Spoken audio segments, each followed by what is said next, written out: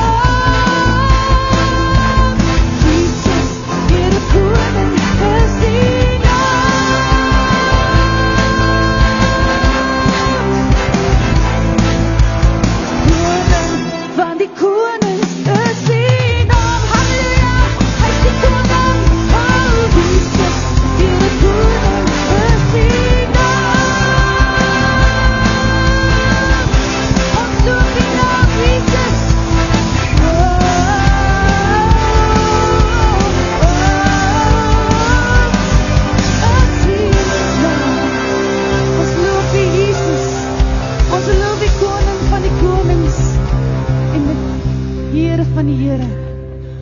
Ons loof U naam, Jesus. We just want to praise You. We just want to lift up our hands and say, we love You. Ons het U so lief, Here. Elke oomblik van elke dag, Here. Bewys U vir ons dag na dag na dag. Die vir ons die klein goedjies net doen. En ons kan nie vertrou in daai klein goedjies.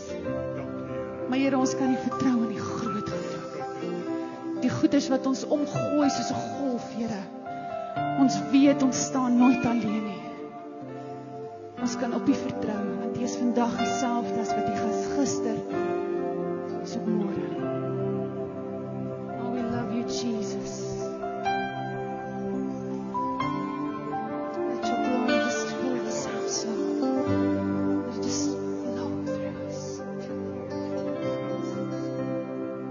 We worship You. And let Your glory fill this house. Let Your praises fill our mouth. Let each vessel offer unto You a sacrifice of praise.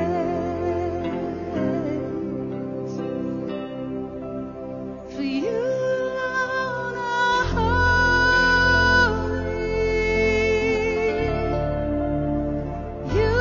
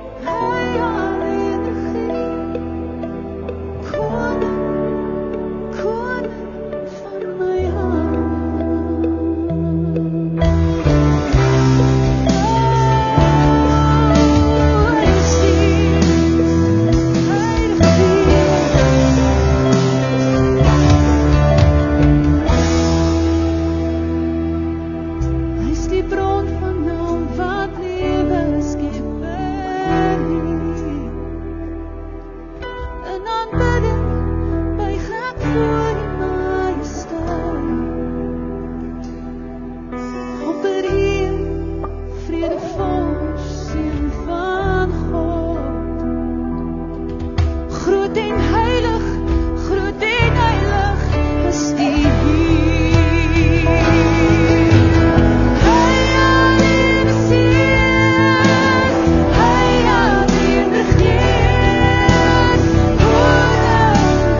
Koning van my hart. Hy alleen is Heer, hy alleen regeer. Hy is die koning van my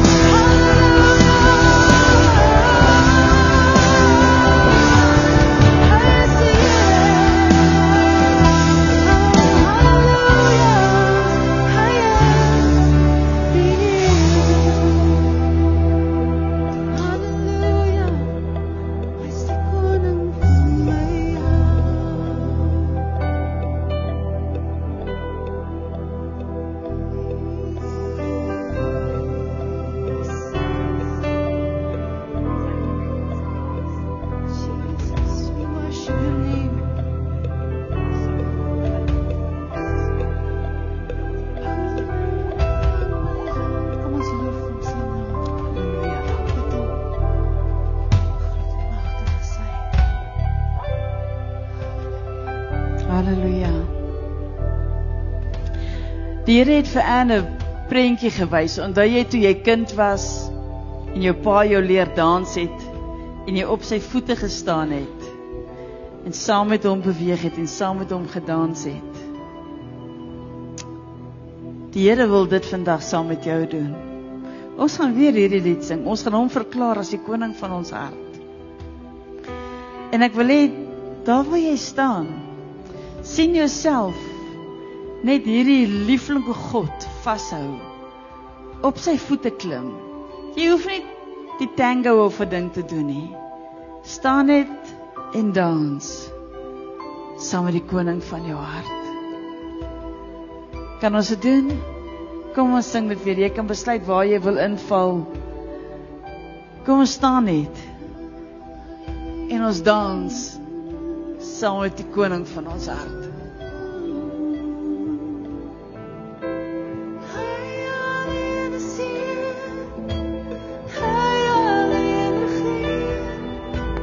Koning van my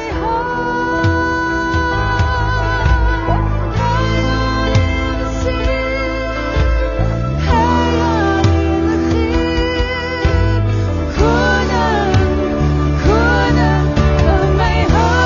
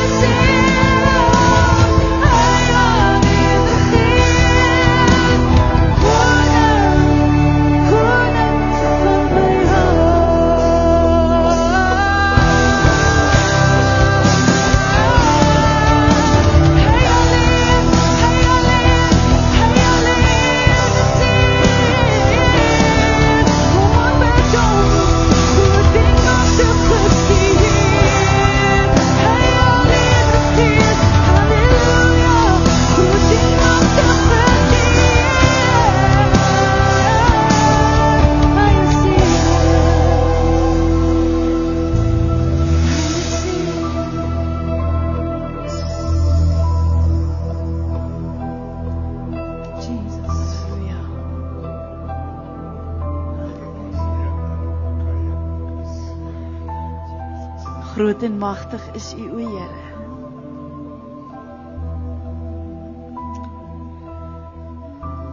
Here, hierdie lied is vanoggend van ons af vir U 'n liefdesverklaring. Ek wil U net styf vashou en vir U sê, Here, ek het U oneindig lief. Ek het U so lief, my God. U is die enigste wat regeer in my hart. Aardse dinge vervaag in U teenwoordigheid, Here. Tyd, dinge wat vir my belangrik was, Here, vervaag voor U. U alleen, Here. U alleen is die God wat ek wil aanbid.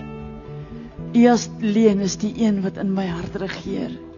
U alleen is die een voor wie ek buig. U alleen, Here, is die een aan wie ek in totale onderwerping staan en wil sê, spreek, Here, ek luister. Stuur, Here, ek sal gaan. Leer, Here, ek sal inneem. Betuig, Here, ek sal verander. U alleen, o God, regeer tot in ewigheid. En ons bemin U met alles in ons lewens. Amen. Amen. Kom ons neem Johan. Jacques, please.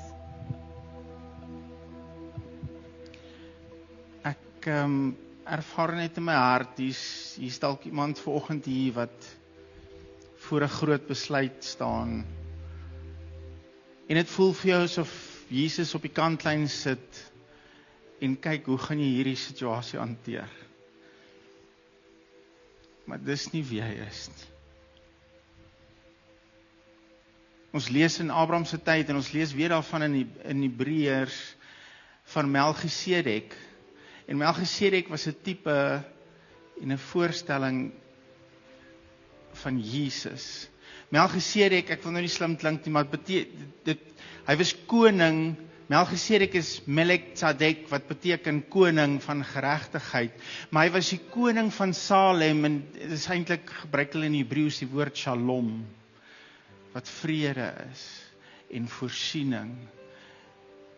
So hy is die koning waar hy regeer oor vrede. Ek wil vanoggend vir jou net bemoedig, as jy daai persoon is, wat voor hierdie groot besluit staan en jy weet nie wat 'n kant toe nie. Hy is die koning van vrede. Laat sy vrede jou lei.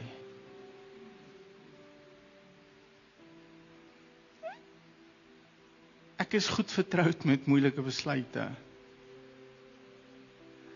En jy het nie altyd hierdie papiertjie wat sê, hier stap 1, 2, 3, doen net hierdie 3 nie. Maar jy het 'n koning van jou hart, en hy wil jou met sy vrede lei. As daar nie vrede is nie, dan weet jy, dis nie hy nie. As daar vrede is, dis sy rigting, dis sy leiding, dis waar hy jou wil gebruik. Prys die Here. Ek wil aansluit by Pastor Jacques. Jy kan nie hier sit en nie daai woord ter harte neem nie. God sê vandag vir jou, hy staan nie op die kantlyn nie. Hy tel jou op sy voete en hy stap saam met jou hierdie pad. Baie dankie. Pastor Pieter.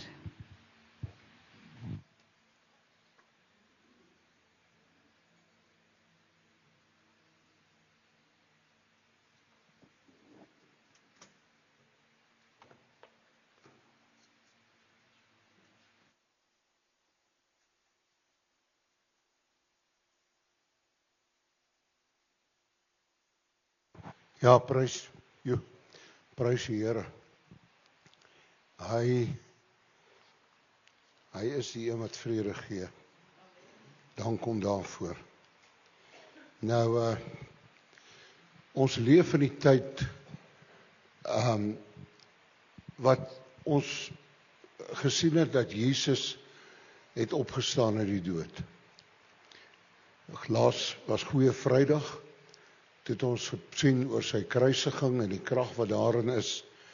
Verlede week het Pastor Elma so mooi gepraat oor die krag van sy opstanding. En wat dit vir ons beteken, en die een punt wat vir my geweldig uitstaan het, was dat hy ons verlos het van vrees. Dit is 'n geweldige ding, want vrees is iets wat, dis absoluut teenoorgestelde van geloof. Eintlik is vrees geloof in 'n negatiewe rigting. Dis eintlik wat vrees is. Dit wat jy vrees, ek meen jy vrees, en nou ja, ek wil nou nie dit herhaal nie, maar dit was vir my belangrik. Nou ek wil vandag bietjie daarby aansluit en sê waarom? Hoekom is Jesus opstaan? Ek meen, kon hy nie net maar gesterf het nie. Ek meen, hy dan uitgeroep en gesê, dis volbring. Die prys is betaal. Toe hy gesterf het. Ek meen, hoekom is hy opstaan? Dis nogal belangrik om daaraan te dink, en ek sal die vraag beantwoord. Ek wil net sê dat Jesus se opstanding het alles wat hy aan die kruis gedoen het, bekragtig. As hy nie opgestaan het nie, dan het hy eintlik maar gesterf as 'n martelaar. Dis al. Met ander woorde, die opstanding was ongelooflik belangrik, en weet jy, dit is geweldig hoe dat Jesus se opstanding eintlik aangeval word. Ek meen, dit was al daai tyd, het die fariseërs vir die wagte geld aangebied en gesê hulle het aan die slaap geraak, en sy liggaam het sy disippels kom steel. Nou, ek wil net sê, dit was 'n bietjie far-fetched, want daai steen wat hulle voor die graf gerol het, was so geweldig swaar dat 'n paar disippels so hom nie kon beweeg het. Ons weet dat het met 'n wonderwerk oopgegaan. Maar as jy kyk na die Nuwe Testament, dan is een van die dinge wat die Nuwe Testament geweldig oor praat, is oor Jesus se opstanding. Ek meen, die heel eerste preek wat ons lees na hy opgestaan het en na die uitstorting van die Heilige Gees, waar Petrus gepreek het op Pinksterdag, verwys hy in daardie preek 'n paar maal, ek dink is 3 of 4 maal, wat hy verwys na Jesus se opstanding. As ons kyk na Paulus se briewe, dan 2 dinge wat uitstaan is die kruisiging, Jesus se dood en sy opstanding. Hy praat geweldig baie daaroor. Vir die vroeë kerk was dit absoluut ongelooflik belangrik dat Jesus uit die dood het opgestaan het. Nou, ek wil so 'n bietjie daarna kyk. Nou, 'n man met die naam van George Ladd, hy's ook al dood, maar hy het 'n wonderlike boek geskryf oor Nuwe Testament teologie, en hy het gesê, if Christ is not risen from the dead, the long course of God's redemptive acts to save his people ends in a dead-end street in a tomb. Met ander woorde, hy sê as Jesus nie opgestaan het nie, het alles wat God gedoen het om die mens te red en vry te maak, het geëindig by 'n doodloopstraat in 'n graf. Baie belangrik. Hy gaan verder en sê hy dat die opstanding van Jesus, as dit nie 'n werklikheid was nie, het ons geen versekering dat ons God die lewende God is nie, want dood het die laaste woord gehad. Met ander woorde, as Jesus gesterf het en nie opgestaan het nie, het dood die laaste woord gehad. Met ander woorde, ons was maar net waar al die ander godsdienste was, en ons het 'n leier wat iewers begrawe lê, as hy nie opgestaan het. Want dit is, as jy na al die ander godsdienste van die wêreld, en ek het, toe ek op universiteit was, het ek nogal een van my vakke was godsdienste van die wêreld. En al daardie godsdienste het een ding in gemeen. Hulle leier is dood. Hulle leier is dood. Die groot verskil met die Christelike geloof is dat een wat ons sê, ons leier is lewe. Hy het opgestaan. So, die opstanding van Jesus was absoluut noodsaaklik as die grondliggende waarheid van die Christelike geloof. Dis die basis waarop die hele Christelike geloof staan. Vat Jesus se opstanding weg, toe sê Paulus, as hy nie opgestaan het nie, laat ons eet en drink en vrolik wees, want môre sterf ons. So, die opstanding van Jesus is ongelooflik belangrik. Hy moes opgestaan het. Hy moes. Ok, kom ons kyk na 'n paar dinge. In Romeine 1 vers 2 tot 4, kom Paulus en hy sê iets van Jesus. Wat het die opstanding sê vir ons van Jesus? En ek lees dit uit die Nuwe Lewende Vertaling. Hy sê, hierdie goeie nuus het hy reeds lank gelede deur sy profete in die skrif beloof. Dit gaan oor sy seun Jesus Christus. Wat sy menslikheid betref, is hy uit die nageslag van Dawid gebore. Wat sy heilige goddelikheid betref, sy opstanding uit die dood het kragtadig bevestig dat hy die seun van God is. Wat meer is, hy is ook ons Here. Met ander woorde, die feit dat Jesus opgestaan het uit die dood, het bekragtig dat hy waarlik die seun van God is. As hy nie opgestaan het nie, soos wat baie ouens vandag wil sê, ek ben as ouens wat sê, dat Jesus, ek ben daai tyd wat hulle gedoen het, veral in Judea, daar waar Jesus gesterf het, hulle die lyke van die kruise afgehaal, hulle somme in 'n massa graf gegooi. Party van hulle het gegaan die lyke op 'n hoop gegooi waar die honde hulle opgevreet het. Party het gegaan, die Romeine het party ouens aan die kruis gelos, dat hy daar verrot het, en dat die voëls van die hemel hom opgevreet het, wat kan. So dit was en daar's party ouens wat sê, dit wat met Jesus ook gebeur het. Maar ons weet, dit het nie met hom gebeur nie. Hy het opgestaan, en hy lewe. En dit is die feit, deur die Heilige Gees, het ons hom vanmôre, deur ons sang, en deur die musiek het ons hom hier ervaar. Hy is hier, hy is teenwoordig, en ek dank die Here daarvoor. Nou goed, die opstanding van Jesus was absoluut noodsaaklik. Nou Paulus het gegaan, en hy het in 1 Korintiërs, het hy 'n hele hoofstuk gewy net aan die opstanding. Want wat gebeur het? In Korinthe het daar sekere leraars gekom, wat kom verkondig het, dat ons gaan nie weer opstaan nie. Nou as julle weet, daar was 2 groepe, of 'n paar groepe godsdienstige leiers, toe Jesus op aarde was. Die een was die Fariseërs, en die ander was die Sadduseërs. Nou die Sadduseërs het nie geglo in die opstanding van die dode nie. Hulle het nie daarin geglo nie. Die Fariseërs het wel.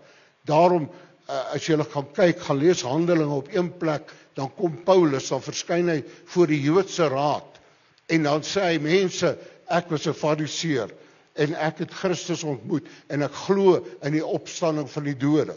En dit het verdeeldheid in die raad gebring. Die Sadduseërs en die Fariseërs het onder mekaar begin beklei. Want Paulus het vir hulle, hy het hierdie ding daarin gegooi. So ek wil vir jou sê, dat Jesus se opstanding was baie belangrik. Nou luister net 'n paar verse wat ek vir julle wil lees. As daar werklik geen opstanding uit die dood is nie, dan is Christus ook nie opgewek nie. Maar as Christus nie opgewek is nie, sou dit beteken dat ons verkondiging geen substansie het nie, en dat julle geloof ook platval. Dan sou ons as leenaars omtrent God aan die kaak gestel word. dan het ons mos teen die waarheid van God ingetuig dat hy Christus opgewek het, terwyl hy dit in werklikheid nie gedoen het nie. Dit wil nou sê, as die dooies nie opgewek word nie. Ek sê weer, as die dooies nie opgewek word nie, dan is Christus ook nie opgewek nie. En as Christus nie opgewek is nie, dan is julle geloof waardeloos. En dan is julle nog vasgevang in julle sondes.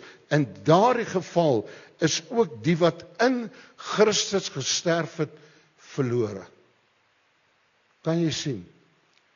Wat as Christus nie opgestaan het nie, dan was sy dood aan die kruis absoluut onnodig. Want dan het dit vir ons niks beteken nie.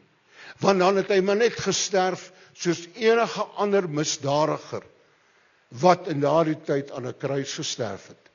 Maar omdat hy opgestaan het, is ons geloof, het ons geloof 'n basis, het ons geloof, het dit substance, daar's iets daarin. Ek meen mense, kom ons wees nou eerlik, as Christus nie opgestaan het nie, wat soek ons vanmôre hier? Daar's baie beter dinge om te doen. Kom in die huis gebly, kon gelê en slaap het, jy kon TV gekyk het, of whatever ook al, jy kon jou lewe geniet het, jy kon gaan rondry het, jy kon gaan golf speel het, of whatever ook al. Hoekom is jy hier?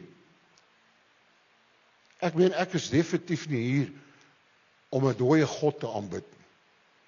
Ek is nie hier om voor een of ander afgod te aanbid en te sê, u is groot en waardig en al daai tipe van goed nie.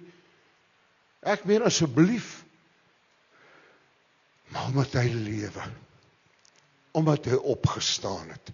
Dis hoekom ek hier staan, omdat Jesus lewe, halleluja. Omdat Jesus lewe.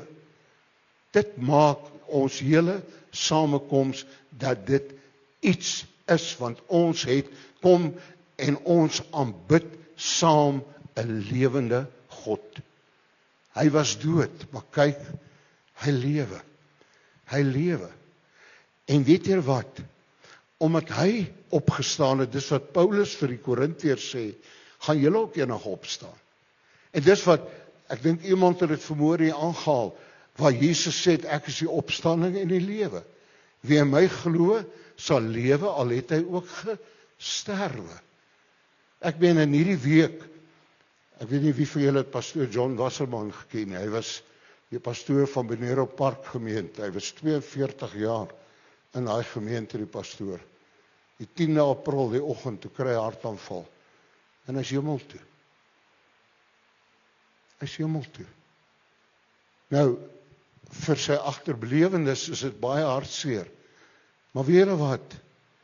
Omdat Christus opgestaan het, lewe John Wasserman vanmôre. Omdat Christus opgestaan het, leef my ma vandag wat al jare dood is, en my skoonpa, en my pa, en my suster wat dood is, en noem dit net op, elke mens wat in Christus gesterf het, lewe, al het hy ook gesterwe.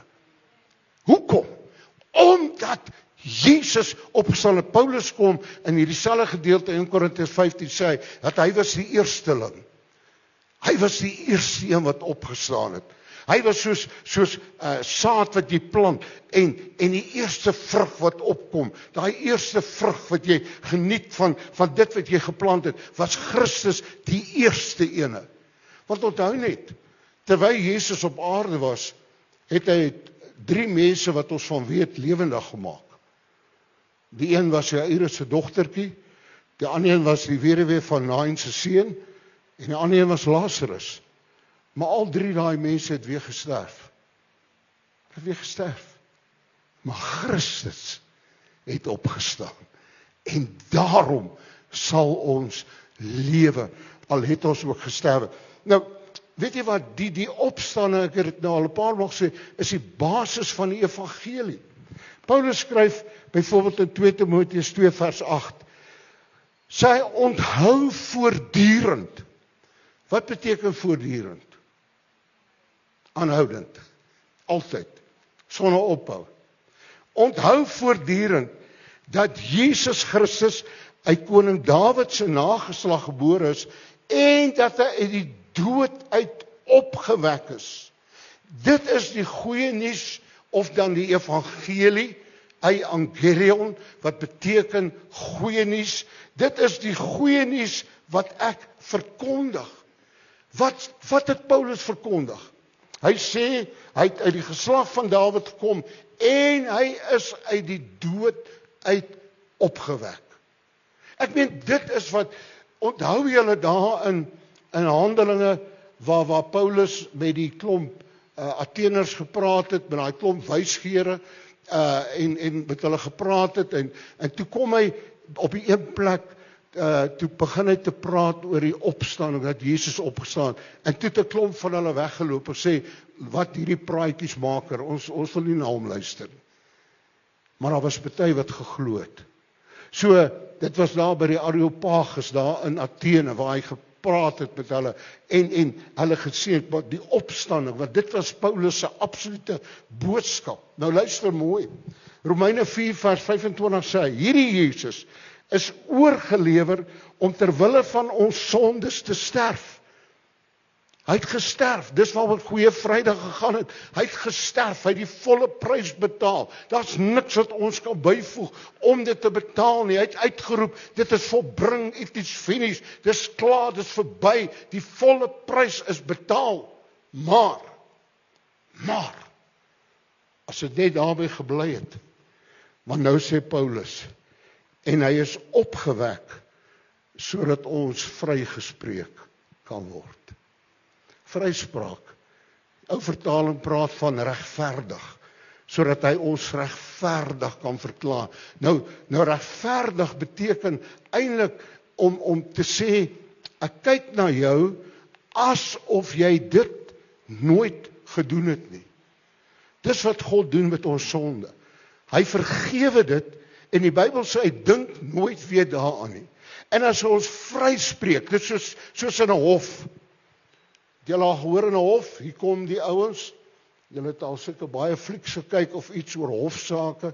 Ek like dit nogal, hofsaake, dit is vir my baie interessant. Maar as hulle kom, en dan kom daai regter en sê, meneer so en so, jy's vry om te gaan. En dan trek hulle alles dood wat teen daai ou ingebring is. En dis presies wat gebeur het met Jesus se opstanding. Hy het gekom en gesê, ek spreek jou vry. Ek vergewe jou nie net nie, ek spreek jou vry.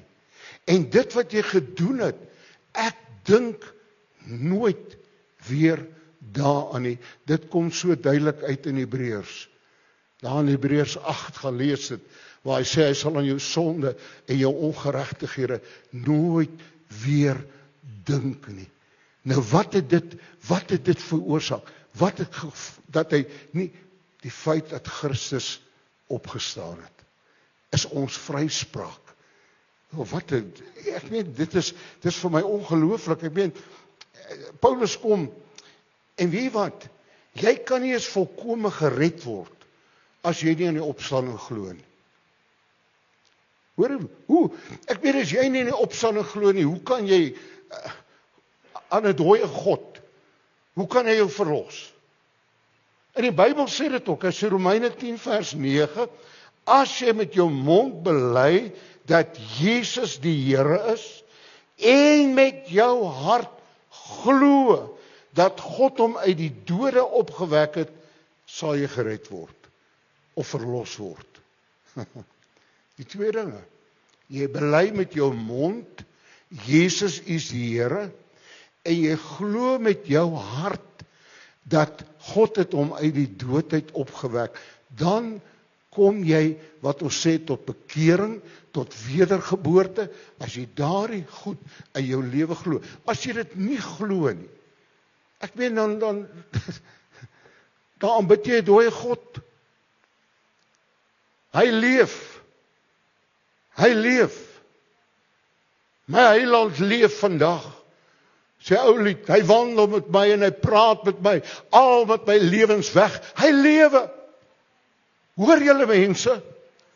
Sê vir die ou langs jou, Jesus leef. Ja. Glo julle dit? Glo jy met jou hart? Okay. Goed, okay. Maar nou kom ek by en nou wil ek aansluit by daai vreesdeel. Maar ek wil spesifiek praat oor die oorwinning, oor die dood. Jy weet, dood in die Bybel is 'n interessante woord, want dit beteken nie dat jy ophou bestaan nie. Ek weet, ons moet dit baie duidelik verstaan. Dood in die Bybel beteken skeiding. As iemand fisies sterf, dan gaan sy gees uit sy liggaam uit. En sy liggaam sterf. Maar sy gees leef nog. En dan uiteindelik kry hy 'n nuwe liggaam, soos wat die Bybel dit vir ons sê. 'n Nuwe liggaam. 'n Nuwe liggaam. Okay. Maar nou praat die Bybel van 'n ander dood, en hy noem dit die tweede dood. En dit is wanneer jy vir ewig van God geskei gaan wees. Met ander woorde, kom ons sien dit so, as jy, die Bybel sê, jy's dood, Efesiërs 2, deur jou misdade en jou sondes, met ander woorde, voordat jy Christus in jou lewe het, leef jy en jy's geskei van God.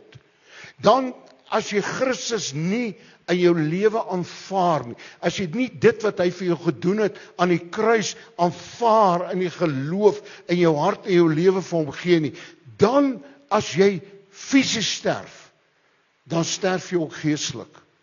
En dit beteken jy is vir ewig en altyd van God geskei. Dit is wat die hel die verskriklikste gaan maak, om van God geskei te wees vir ewig en altyd. Okay. Maar nou, kom ons nou mooi. Maar nou noem die Bybel, hy noem die dood 'n vyand. 'n Vyand. Die Bybel sê 1 Korintiërs 15 vers 26, die laaste vyand wat vernietig moet word, is die dood. Die dood was 'n vyand. Onthou net, toe God die mens gemaak het hy nie die mens gemaak om te sterf nie. Hy het die mens gemaak, hy het gesê, wees vrugbaar, vermeerder, vul die aarde.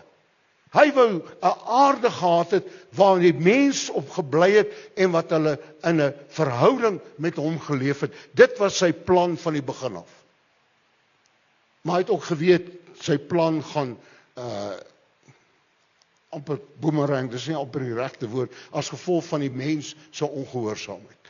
Omdat die mense wou luister. En wat het gebeur? Wat het gebeur?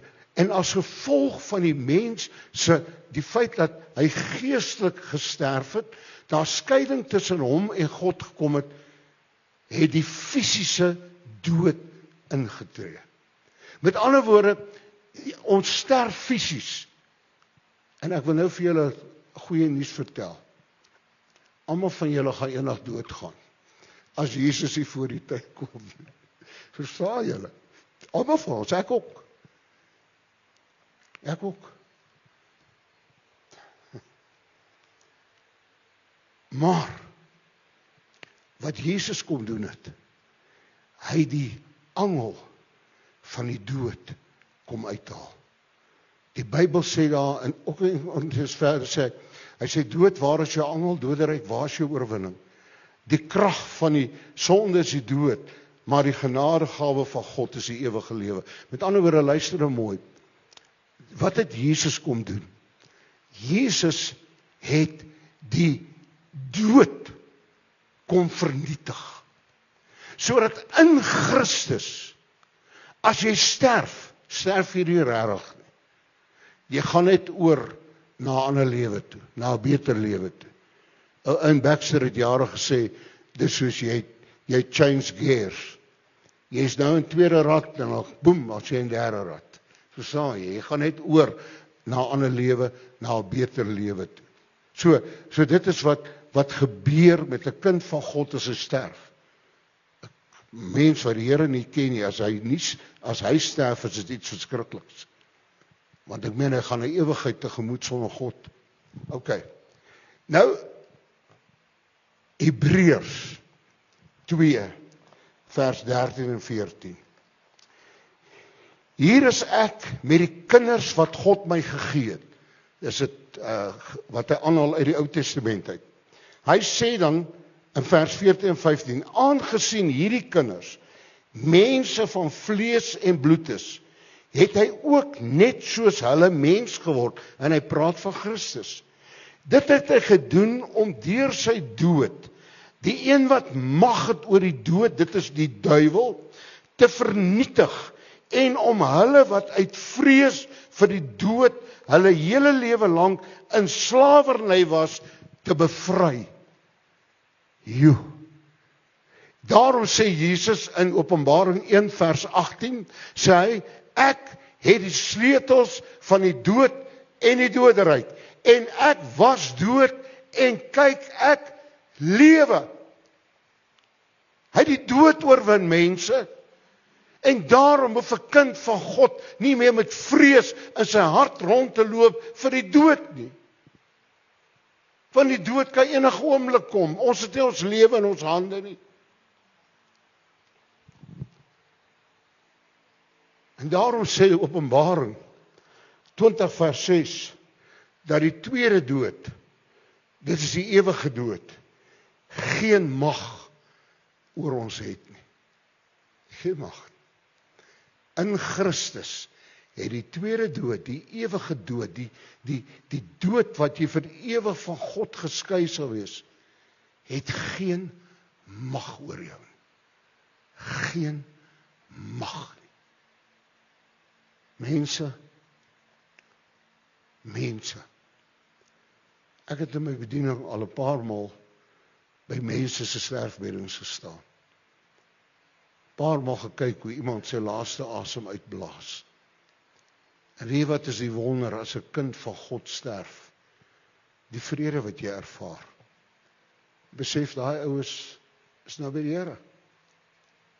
Hy is by die Here. Want hoekom? Christus het hy angel getrek. Hy sê die angel is die sonde. Hy het daai mag gebreek. En nou kan ons ewig in Christus lewe. Ek het nog vele nuus. Almal gaan eendag vir ewig lewe. Daar is geen mens wat ophou gaan bestaan. Die een gaan net saam met die Here leef en die ander gaan sonder die Here leef. Alle mense wat voor ons gegaan het, wat gesterf het deur al die eeue, het nie ophou bestaan nie. Soos wat God lonaars hoop en vertel nie. Ateïste sê jy leef net nou en dan word jy maar net deel van die stof en jy word deel van die heelal of whatever ook al. En daar's ook iets soos reïnkarnasie nie. Dat jy gaan terugkom op hierdie aarde toe nie. Soos wat hulle glo dat as jy baie sleg doen op hierdie aarde, kom jy terug as 'n hond. So, wat se hoop is daarin? Die Bybel sê, Jesus sê, dis vir die mens bestem om eenmaal te sterf en daarna die oordeel. So, al wat ek wil afsluit met oorwinning, Christus se opstanding het vir ons oorwinning gebring. Ek dank die Here, nie net vir hierdie lewe nie, waar hy ons vergewe, en waar hy ons verlos, en waar hy ons red, en waar hy ons vryspreek, en alles wat daarmee saamgaan nie, maar ook die lewe hierna. Paulus sê in hierdie selfe 1 Korintiërs 15, vir 'n mens, wat net vir hierdie lewe, op Christus hoop, is die ellendigste van alle mense. Sien mense, ons moet aan die ewigheid dink. Ons moet daaraan dink. Ek meen, dis deel van die lewe. En die dood is nooit, die Bybel sê is 'n vyand. En dit is 'n vyand. Vir enige mens wat al deur dit gegaan het, waar jy naby geliefdes verloor, dis 'n vyand. Dis 'n vyand. Maar as 'n vyand, wie se tande getrek is. Christus het hom uitgeklee, sê die Bybel in in Kolossense 2 vers 15, sê hy het hom uitgeklee, hy het oor hom getriomfeer, hy het hom oorwin. Jesus is die oorwinnaar. En ons oorwin saam met hom. Prys die Here. En dit is wat die opstanding en die dood beteken. Beteken alles wat Christus gedoen het, is bekragtig. Prys die Here. Ek is so bly. Ek dien 'n lewende God. Ek is so bly. Ek dien die een wat die dood oorwin het. Ek is so bly.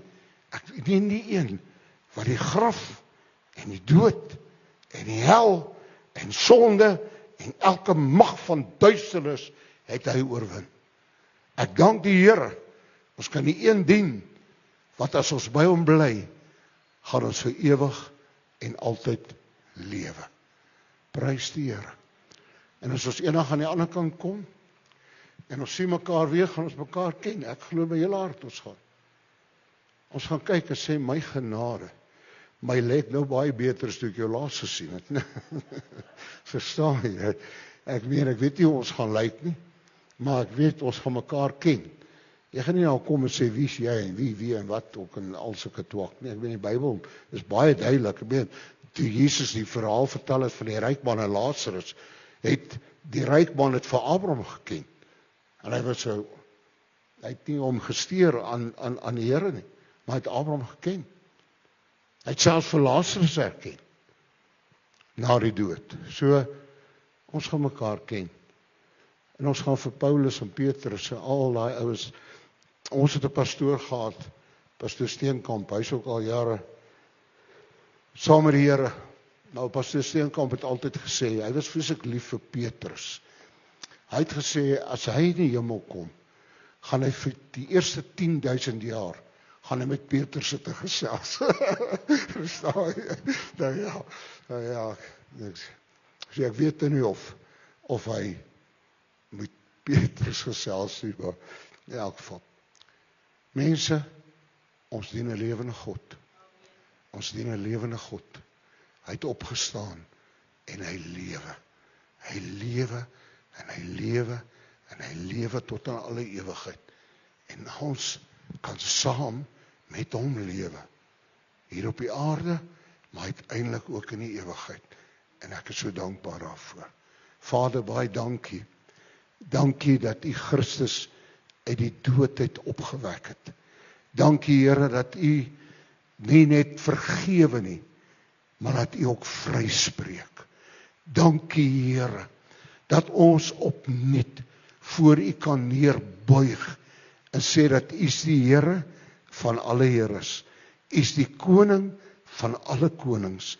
En dankie Here Jesus, U het na hierdie aarde toe gekom. U het goed gedoen. U het genees, U het vrygemaak, U het verlos. Maar die grootste wat U gedoen het, was toe aan die kruis gesterf het en uitgeroep het en gesê dit is volbring. Maar nog groter is dit, U het in die graf is U neergelê, maar op die 3de dag het U opgestaan en U lewe tot aan alle ewigheid. En soos wat dit staan in die woord, en U het 'n naam gekry bo elke naam, sodat in die naam van Jesus Christus elke knie sal buig en elke tong bely dat Jesus Christus die Here is tot heerlikheid van God die Vader. En dankie dat ons nou kan bely en sê Jesus is die Here. Halleluja. Halleluja. En ek wil hê ons moet dit nou doen voordat ons nou verder gaan afsluit. Kom ons staan op en dan wil ek hê ons moet 'n proklamasie doen. Ek gaan 3 tel en dan sê ons 3 maal kliphard Jesus Christus is die Here. Ons sê dit sodat die demone in die hel sal bewe as hulle dit hoor, want hulle wil nie weet wie is hierdie Here nie, maar ons aanbid en ons ken hom en ons dien hom. 1, 2, 3. Jesus Christus is die Here. Jesus Christus is die Here. Jesus Christus is die Here. Halleluja.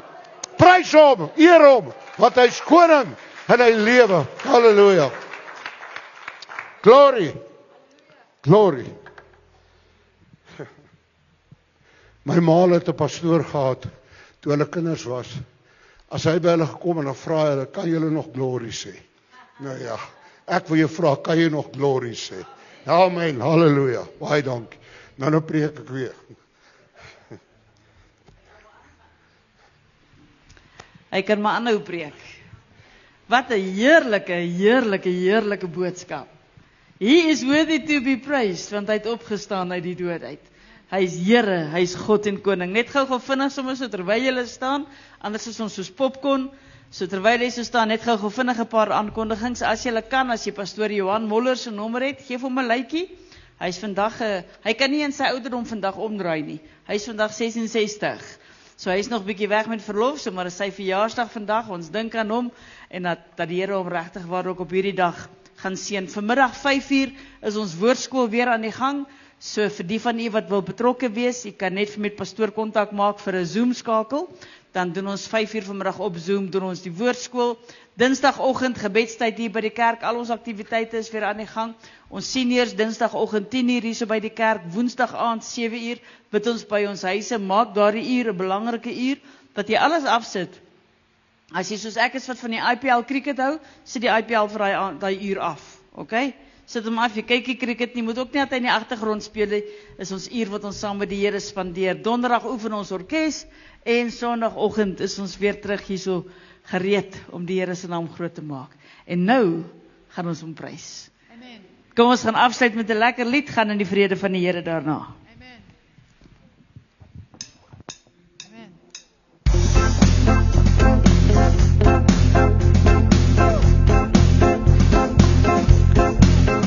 He's worthy to be praised and lifted up. He's worthy to be praised and set me free. He's worthy to be praised, he opened heaven unto me. He's worthy to be praised. Come on. Praise him, praise him, praise him in the morning, praise him in the noontime. Praise him, praise him, praise him when the sun goes down. He's worthy to be praised and lifted me. He's worthy to be praised and set me free. He's worthy to be praised, he opened heaven unto me. He's worthy to be praised. Praise him, praise him, praise him in the morning, praise him in the noontime. Praise him, praise him when the sun goes down. Praise him, praise him, praise him in the morning, praise him in the noontime. Praise him, oh praise him when the sun goes, praise him when the sun goes, praise him when the sun goes down. Amen. Glory. Gaan in die vrede van die Here. Amen.